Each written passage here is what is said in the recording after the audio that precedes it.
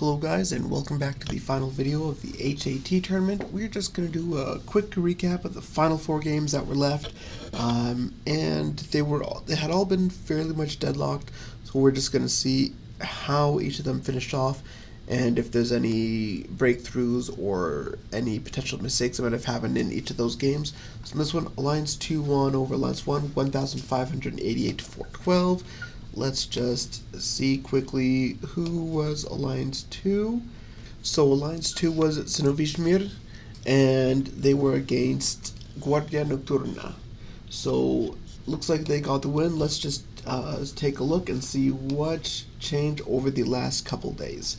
So last day we looked at this one, I believe was day 14, and this one ended on day 13 on points.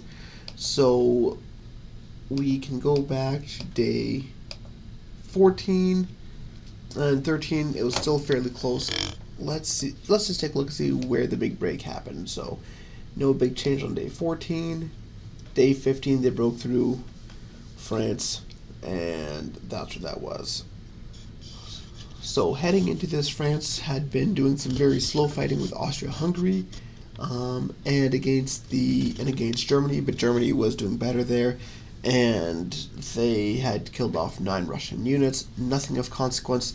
We flip over to day 15, and what you get on day 15 is France lost artillery to Germany, and that right there is you have 41,000 losses to 145,000 kills. That's a huge loss. Austria-Hungary and France went from, I think it was 4,000 and 5,000 to 28,000 to 51,000. Essentially just huge numbers of troops that went down. And the last capture that they did was the capital. That's going to have huge impacts on their morale, especially right before day change. It looks like by the next day they managed to land in Morocco. And I actually totally missed that Italy had also been taken down, so let's see who took out Italy. Let's see. Italy goes through. Let me scroll down through their newspaper posts. Ottoman. So, Ottoman and Austria-Hungary were the two that combined to take out Italy. So it looks like Austria-Hungary would have killed the bulk of the troops up in the north, and then Ottoman just shot troops through quickly. Let's see. Some infantry, but there's a lot of armored cars there. So I'd say that it would be a mix where they were using the armored cars just to punch through after the original capture there. So Ottoman scrapes over the top, and then Ottoman comes through and starts taking out the land while the France hit happens. On the next day, UK falls as well. Italy finishes, France is done, and they're moving into Morocco. Let's take a look and see what happened to Morocco. So that's just Ottoman continuing its roll through. So they took out the island, then they got the landing. Lost half the troops, which is kind of shocking there. And let's just take a look. Gran Bretagne, Russia and Germany landed. So UK had a really good defense versus Germany and versus Sweden, but in the end they still get their landing and they still get the captures. So my guess would be that Great Britain probably had troops elsewhere. Let's see if they lost them. Let's see. Not too sure where some of those troops losses were versus.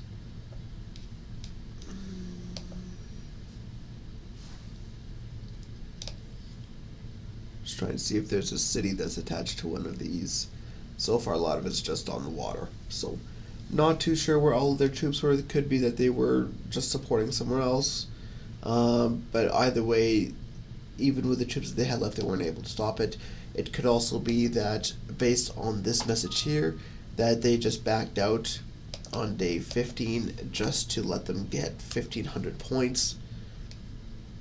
That could very well just be how they decide to finish off the map once France and Italy got collapsed, surrender, and then all of a sudden it's just a matter of getting the points and over to 1,500. So I very much like that they left an Italian island, a French island, and a UK island. That way everyone was able to get rewards for finishing in second place. That's a very honorable thing to do. And so with that, I want to say well played by both of you, and congratulations to Zenovichmir for their win. Next up on the docket, I do believe that this is Cavalleiros da Ordem versus Livy 2. And just from a quick glance at the back of the map, it looks like Cavalleiros da Ordem de Cristo has won 1,153 to 774 with the clock running out. Yes, that appears to be the case. Let's take a look and see what the differences were and how it finished on this map. So we will go back to day 14. So on day 13-14, what we had already seen was that Russia had been collapsed by Livy. That Livy had lost Russia and that had been collapsed by Cavalleiros da Ordem de Cristo. So they were already down 5-4. So points were close, but as often happens when you're down a country, that'll very soon, as morale gets sorted out, tips one way strongly. So what you see here is you still have Austria strong, all the other borders are strong, and they even had managed to take Palermo and the two Italian islands. It's not a great trade-off for losing Russia. More and more you're seeing not many changes, but it's the morale that's tipping. It looks like there's a small move here into Austria, not enough to justify that large change in points. And then Livy starts pushing into France. They have two landings right here. So Spain pushes north, UK gets a landing, but Austria is in trouble now. It's another province that's going down. Greece also was taken out. I'm not sure when that started, but I won't be going back for it because in the end, inconsequential. UK pushes even more. Italy retakes an island, and Austria is just that much more in trouble. Let's see. So that France and Great Britain fight was absolutely dead even through it. Even the fight here, dead even, 27-28. Let's see. Spain did particularly well against France. You're just not... But right here, Austria-Hungary is just getting absolutely wiped out by Germany, just their troops-wise. That is just very difficult to come back from, especially losing that number of troops, especially when you're unable to be reinforced.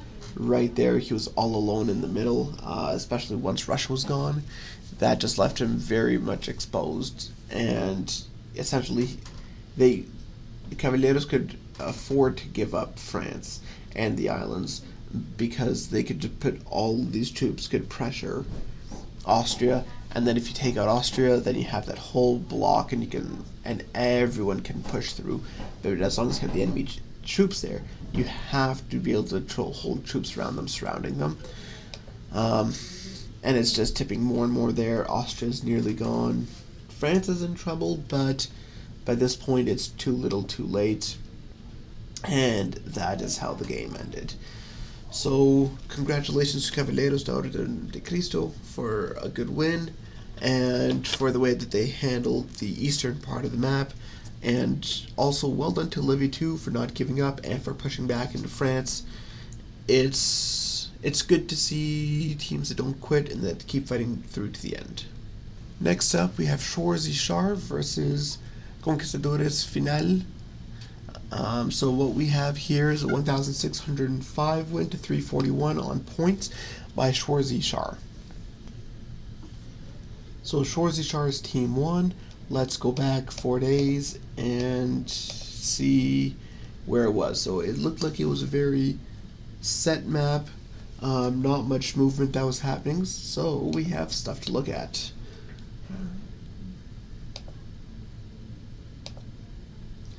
So right here, they push back by one province, back Germany back by one province. So, or that might have been France.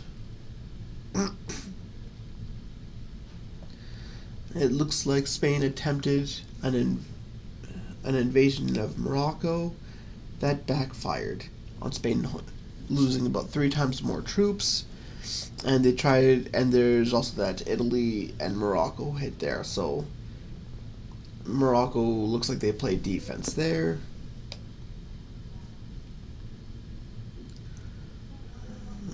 Ottoman is the one that pushed Germany back by one province, and Ottoman and France with some fighting there. That's just continuing, just to open up that gap.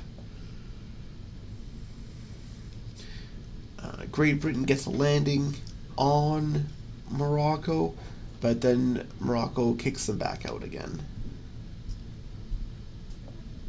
And Austria-Hungary and France just going absolutely toe-to-toe, throwing everything down, losing hundreds of thousands of troops. I guess 100,000 troops each, pretty much. Very even. Nothing that gets captured, just troops dying. Heading on over to day 15, it's even more of a push in through Germany. Poland was taken out there. It's the gap that's open that's really concerning for Team 2 is right here in the middle.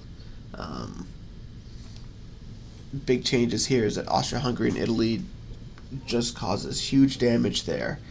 At this point, it's got to start tipping towards them more, which is what we see there. The front gets exploded through. Italy's troop losses are not able to hold. France with a gap in the troops lost is open up there, and Germany's just slowly getting pushed back more and more.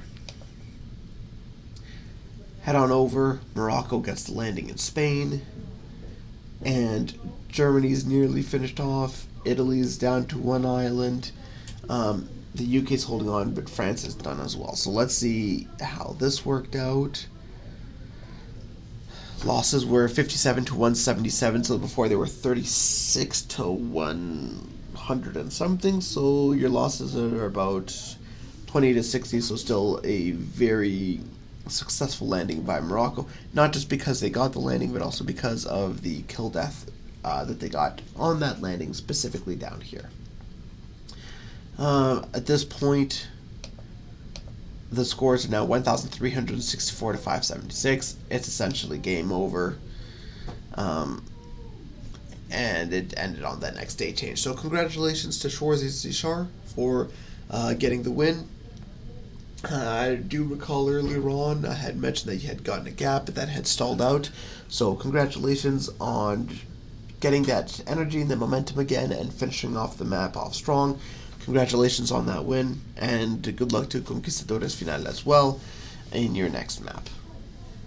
The last map for us to look at is OS Akatsukas versus Battaglione Wolf. Battaglione Wolf on this map, 1,622 to 255. If I do recall correctly, though, we were essentially just looking at it just being closed out.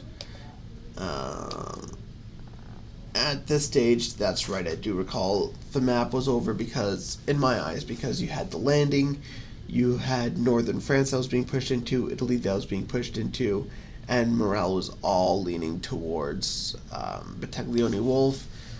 So, as you can see from the landing on the capital, they then push out to the expansion. Russia pushes back in through the north.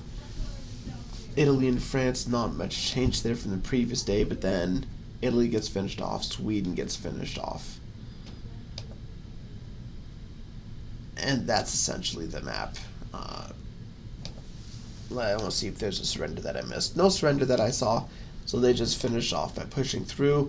So it did end up coming through as a result of the gaps that happened through our previous videos with the landing.